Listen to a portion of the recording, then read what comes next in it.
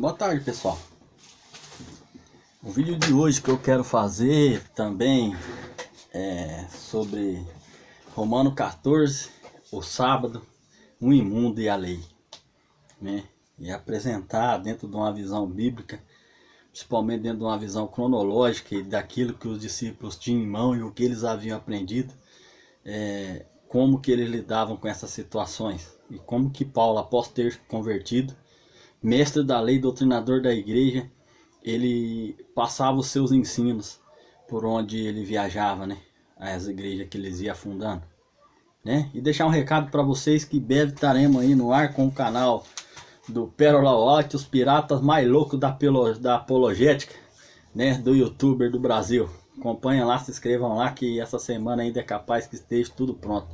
E que vocês também possam dar uma força no canal lá do Thiago Santana, Adolfo Euclair, Pirata Barbarrala, e também do Davar, um canal muito bom também, curte lá que terão vários vídeos aí que podem ajudar vocês a compreender, né, um pouco da palavra de Deus e da história do povo cristão em geral. Primeiramente que Romanos 14, além de ser mal compreendido dentro da revelação que a própria palavra de Deus dá, ele é muitas vezes escorado nos pais da igreja. Por que que eles não fizeram isso? Por que que eles não fizeram aquilo? Ora que primeiro eles tiveram sua importante função na história, como reformadores, dentro daquela luz que tiveram naquela época, e que dentro do contexto em que viviam foi muito relevante, né, para a igreja de Deus, né? E cada um deles, de acordo com a luz que recebeu, agiu de acordo com a sinceridade do coração. O fato é que hoje, com todas as descobertas, com todos os manuscritos que temos em mão, livros, os históricos e o relato do que a gente sabe que aconteceu ali na época do primeiro e do segundo século, né? Principalmente na época de Cristo com os cristãos e o período intertestamentário, onde surgiu ali várias seitas, né? Também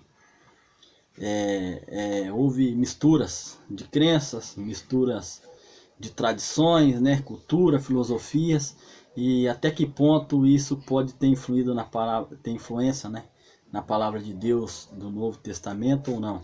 Será que eles foram influenciados?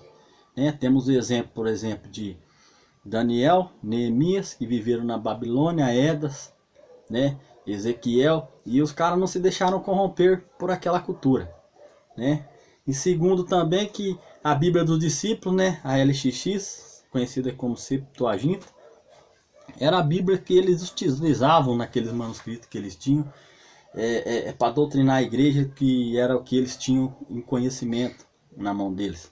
E um pouco da tradição oral também do judaísmo que havia passado para eles.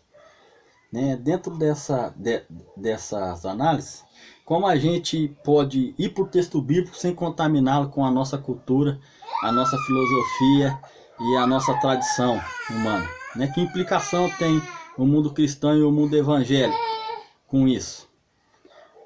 De escorar em Romanos 14 para dizer que eu não devo guardar o sábado, posso comer de tudo, e também que eu devo viver uma vida escorando na cruz de Cristo, sem esquecer que ele desceu de lá e ressuscitou para a glória de Deus. Será que a cruz aboliu a lei, aboliu o sábado, aboliu o imundo? Foi o propósito da cruz anular a vontade de Deus? O ensino que a Torá nos traz? Porque se o sábado foi abolido pelo sangue de Cristo na cruz do Calvário e o imundo também, como vários ensinos bíblicos, já era abolido já quando a Torá foi escrita, porque o sangue tipológico, simbólico do cordeiro era derramado já lá, quando era sacrificado no altar. Então, por que eles iam continuar o sábado? É esperar a cruz chegar? Por que eles iam continuar não comendo o imundo? É esperar a cruz chegar? Sendo que simbolicamente era o mesmo sangue? Então o que eu quero dizer é o seguinte: dentro da cronologia do Novo Testamento, Marcos foi o primeiro texto a ser escrito, provavelmente ditado por Pedro, né? E será que para Pedro a santificação era importante? Em 1 Pedro ali do versículo 13 ao 18, ele vai enfatizar, né? Mas eu quero ler até o 16 para vocês, ó. O que Pedro escreve? Portanto, estejam com a mente preparada, pronto para agir, estejam alertas e coloquem toda a esperança na graça que lhe será dada quando Jesus Cristo for revelado. Como filhos obedientes, não se deixe amoldar pelos maus desejos de outrora, quer dizer, antes de se converter, quando vivíamos na ignorância. Mas assim como é santo aquele que os chamou, sejam santos você também em tudo que o fizerem. Por está escrito, sejam santos porque eu sou santo. Então ele está tirando de Levítico 11 a expressão de que Deus é santo e nós devemos, como seus sacerdotes, serem santos como eles. Ora, se a Bíblia deles dizia que o imundo não era para comer e que o sábado era para ser guardado, isso faz parte da santificação hoje? Ezequiel 22, 23, 26 diz que eles pecavam porque eles fechavam olhos para o sábado, não ensinavam a diferenciar o puro do impuro e ainda o que era santo e o que era sagrado. Imagine, será que como sacerdote de Deus a igreja de hoje não sabe fazer isso? Os apóstolos não sabiam fazer isso? É isso que eu faço a pergunta. Paulo, quando vem a cronologia do livro de Atos, que ele se converte e começa a sair pregando para as igrejas e abrindo igrejas ali. Será com que a Bíblia que ele tinha em mão, ele ia ter coragem de, por exemplo, chegar em Roma e dizer que faço o que eu digo, mas não faço o que eu faço? A lei é importante para mim, que sou judeu, mas para vocês que estão entrando agora e que vão se converter a Deus não é importante, né? Deixem de comer sangue, de praticar imoralidade sexual, que é o que dizem em Atos 15, como muitos dizem, que isso aí é o mais importante. Será que é isso mesmo que ele diz? Ora, Paulo em Gálatas repreende Pedro, porque Pedro, ao ver judeu chegando, fica com vergonha dos gentios que estavam à mesa e se levanta para se retirar.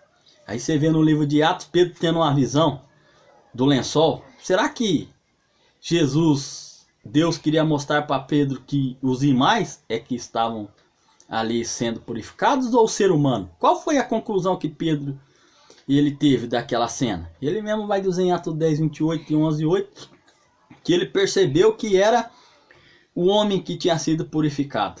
E a lição que Paulo havia ensinado ajudou a compreender isso. E mais, a gente tem que aprender a diferenciar o imundo do impuro, o koinós do acartatós. E como Romanos diz, aqui na carta de Romanos, no capítulo 14, muitos esquecem de estudar bem essa carta, e diz que todos os dias é igual para Deus, e tanto faz comer isso como aquilo. Será que é isso que Paulo ensinou? Sendo mestre da lei, tendo a Bíblia que tinha na mão e aprendido com Cristo, fazendo o que Cristo mandou, o ide, ensinando a guardar todas as coisas? Será que é isso mesmo? Primeiro que no versículo 5 a palavra iguais não existe. Então se a gente lê, né, a quem considere iguais todos os dias, o que ele está dizendo? A quem considere todos os dias. Será que ele estava falando ali de se guardar sábado, domingo, segunda, sexta? Ou era algum dia especial na visão do Antigo Testamento, como dias de jejum, dias festivos? Será que eu posso me escorar nesse texto para me defender? Porque por o livro de Atos, como Pedro diz, nunca comi, a gente já arrebenta com os evangelhos sinóticos, quanto muitos querem dizer em Marcos e Mateus que Jesus purificou o imundo. E Pedro diz que estando lá, já em Atos, muitos anos depois, não era isso que Jesus disse. Então, quando a gente for estudar a Bíblia, a gente ir com mais sinceridade, porque o próprio Paulo em 1 Tessalonicenses 4 escreve sobre santificação. E ele coloca ali a imoralidade, o adultério, né? Mas a palavra usada ali é imundo, a carta. Então o que será que ele está querendo dizer? Né? Deus quer a sua santificação. Será que Deus quer que você deixe de ser somente imoral fisicamente, não trair sua esposa? Ele quer que você busque uma santificação maior, deixando de comer o que não presta e observando o dia que ele deixou. Porque você vai ver lá em Atos 18, na sequência cronológica, que Paulo, ele guardava o sábado segundo o seu costume e o povo ia às sinagogas no dia de sábado. Será que Paulo na sinagoga e ensinando a lei de Deus comia o imundo? Ou deixava de guardar o sábado? E mais, só para fechar, eu quero ler o versículo 8 de Romanos, que Paulo escreve: se vivemos, vivemos para o Senhor, e se morremos, morremos para o Senhor. Assim, quer vivemos, quer morramos, pertencemos ao Senhor. Será que se eu se eu comer carne imunda e deixar de guardar o sábado, eu estou vivendo para Deus? Será que é isso que Paulo está dizendo? Ou que é importante eu me santificar como templo do Espírito Santo, que é o meu corpo, não jogando qualquer coisa para dentro, e também se separar como servo de Cristo para observar o dia sagrado? É importante para minha santificação? Será que é isso? Em Hebreus vai dizer que estejam em paz com todos, né? Porque sem santificação ninguém verá a Deus. O que é santificação? Na cruz nós somos justificados, e após a cruz nós somos santificados, preparados, separados como povo santo para herdar junto com Cristo, morar na nova Jerusalém. E aí, o que eu e você estamos fazendo? Estamos nos santificando a cada dia? Não vamos julgar, mas não vamos confundir também o não julgar com o deixar de ensinar. E aí?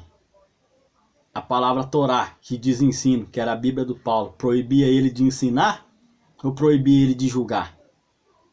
A igreja judaica cristã, aonde o gentil estava sendo enxertado, será que fazia atrocidades que a igreja evangélica faz hoje? É essa pergunta que eu deixo para você refletir. Tenha em mente sempre que nós não devemos contaminar a palavra de Deus com os nossos pressupostos, a nossa cultura e a nossa tradição e a filosofia do homem.